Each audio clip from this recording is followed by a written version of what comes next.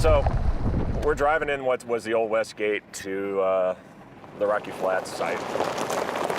That site is now a refuge, reveling in all of nature's beauty of more than 800 species of animals and plants, and managed by the U.S. Fish and Wildlife Service and David Lucas. Pretty remarkable from an ecological standpoint, what we're looking at right here. It's also pretty controversial because of Rocky Flats' explosive history. The refuge surrounds what's called the Central Operable Unit. For 47 years, the Department of Energy used uranium and plutonium to make thousands of triggers for nuclear weapons here. Then in 1989, the government raided the plant, shut it down, and cleaned it up. Do you feel 100% that Rocky Flats is safe from any contamination now? Absolutely. There's no difference between walking around on this surface and walking around on the refuge. And their job is to make sure Rocky Flats is safe. A surface water monitoring station? Right now, Rocky Flats has 15 of these stations that test groundwater for harmful chemicals, and 3 water decontamination systems that strip water of uranium, benzene, and trichloroethylene, but not what is considered the most dangerous element here, plutonium. Plutonium is not mobile in water. Plutonium is moved mechanically. Scott Sarabchak, the legacy site manager for Rocky Flats, tells the problem solvers there is still plutonium left at the Central Operable Unit, but it's buried deep underground, and tests show levels of it and any nuclear matter here are below what the government deems as safe. Well below.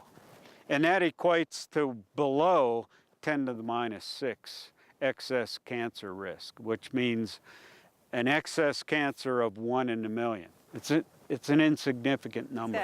Good to know. Good to see you too. But it's a number that's far from insignificant for these two families that moved into homes near Rocky Flats in 2004.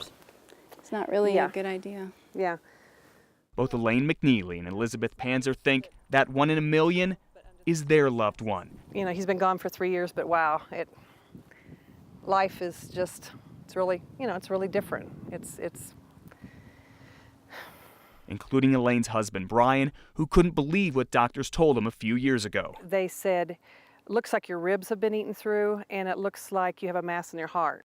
Brian, the big and tough college football coach, was diagnosed with an extremely rare and deadly form of cancer in 2014, a cardioangiosarcoma, and succumbed to it a year later. I will blame his cancer and his death on Rocky Flats, and I also believe that I don't want anybody to go through this. But just down the road from Elaine, somebody else is. Elizabeth's son, Nathan, who's now 15.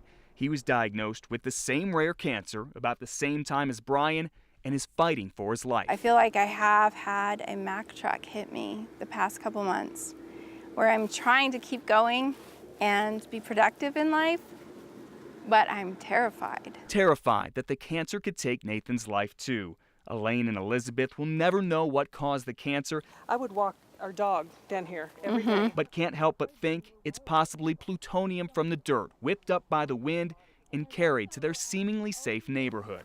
Expect miracles. Try to.